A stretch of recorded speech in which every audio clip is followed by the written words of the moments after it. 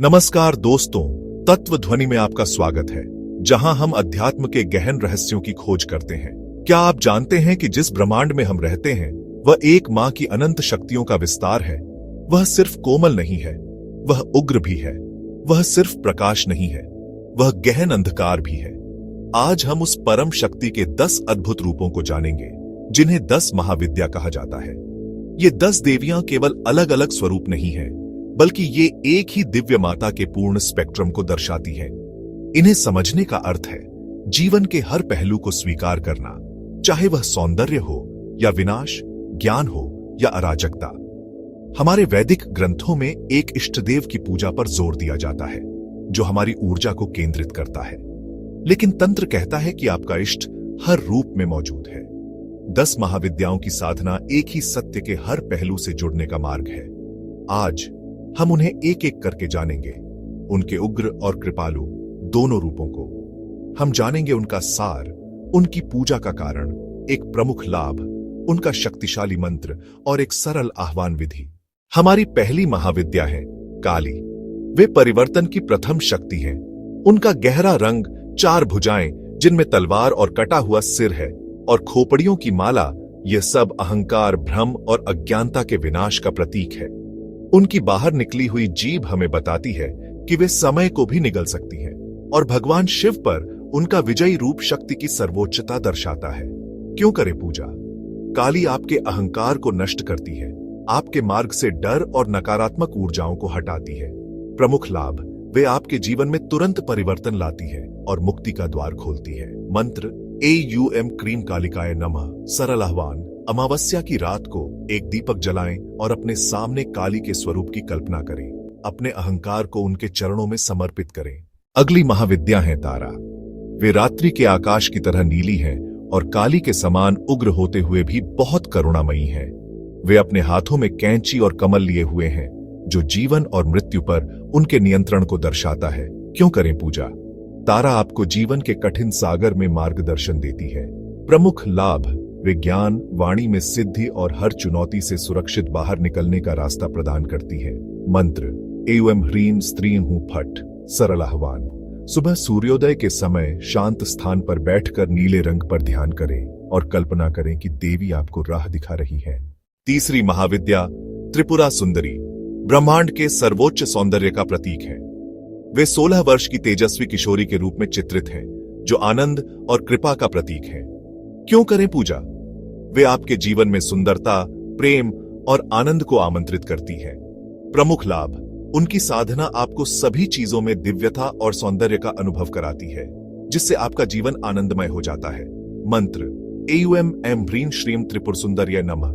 सरल आह्वान, श्री यंत्र के सामने बैठकर लाल फूल और मिठाई चढ़ाएं। देवी को अपने हृदय में एक ज्योति के रूप में ध्यान करें। चौथी महाविद्या है भुवनेश्वरी, जिन्हें विश्व की रानी कहा जाता है। वे सृष्टि, अंतरिक्ष और सभी तत्वों पर शासन करती हैं। वे शांत और करुणामयी स्वरूप में हैं। क्यों करें पूजा? वे आपके जीवन और मन में शांति और व्यवस्था लाती हैं। प्रमुख लाभ, उनकी कृपा से आप अपनी वास्तविकता को स्वयं आकार दे सकते हैं और हर अराजकता में भी शांति पा सकते हैं। मंत्र AUM ह्रीं नमः। सरल आह्वान, सुबह के समय पीले वस्त्र पहनकर दूध और पीले फल चढ़ाएं। अपने हृदय में एक विशाल और शांत स्थान की कल्पना करें। पांचवी महाविद्या है भैरवी, जो देवी के दिव्य क्रोध और तपस्या की ऊर्जा का प्रतीक है। वे अपने रक्त रंजित नेत्रों और मुंडों की माला के साथ उग्र स्वरूप में हैं, जो भैरव की शक्ति है। क्यों करें पूजा? वे आपके भीतर की अशुद्धियों को जलाती हैं और आत्मनियंत्रण, इच्छा शक्ति और अनुशासन प्रदान करती है। प्रमुख लाभ, भैरवी आपको आंतरिक राक्षसों और नकारात्मक इच्छाओं को नष्ट करने का साहस देती है।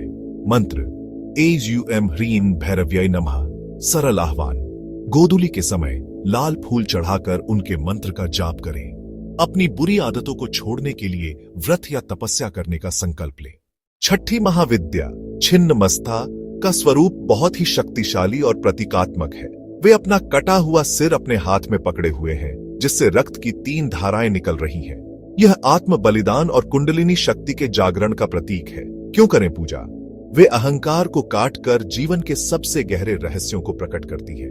प्रमुख लाभ, छिन्नमस्ता की साधना आपको भय से मुक्ति और जीवन में अपार साहस प्रदान करती है।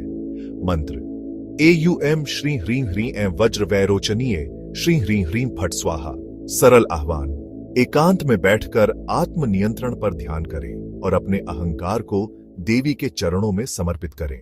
7वीं महाविद्या है धूमावती, जो एक वृद्ध विधवा के रूप में चित्रित है। वे जीवन के अशुभ, दुख और निराशा का प्रतिनिधित्व करती हैं। क्यों करें पूजा? वे हमें सिखाती हैं कि जीवन में दुख और विपत्ति भी ज्ञान का स्रोत हो सकते हैं। प्रमुख लाभ, धूमावती की साधना आपको जीवन के द्वैत, अच्छे बुरे से ऊपर उठकर ज्ञान प्रदान करती है। मंत्र एयूएम धू धू धूमावती स्वाहा। सरल आह्वान, मंगलवार को धूप जलाकर उनका ध्यान करें और अपने जीवन की सभी छायाओं को स्वीकार करें। 8वीं महाविद्या है बगलामुखी, जिन्हें शत्रुओं को स्तब्ध करने वाली कहा जाता है। वे सुनहरे रंग की हैं और एक गदा से शत्रु की जीभ खींच रही हैं, जो वाक शक्ति पर उनके नियंत्रण को दर्शाता है। क्यों करें पूजा? वे आपके शत्रुओं को परास्त करती है और हर प्रकार के वाद विवाद या कानूनी मामलों में विजय प्रदान करती है।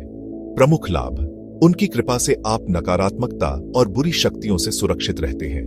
मंत्र एयूएम हलरीं बगलामुखी देव्यै हलरीं एयूएम नमः।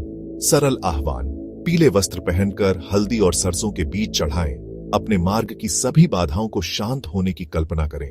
9वीं महाविद्या है मातंगी, जो उग्र होते हुए भी कला और ज्ञान का प्रतीक है। वे वीणा और तोता लिए हुए हैं, जो रचनात्मकता और वाणी की शक्ति को दर्शाते हैं। क्यों करें पूजा? वे ज्ञान, कला, संगीत और सभी रचनात्मक कार्यों में निपुणता प्रदान करती हैं।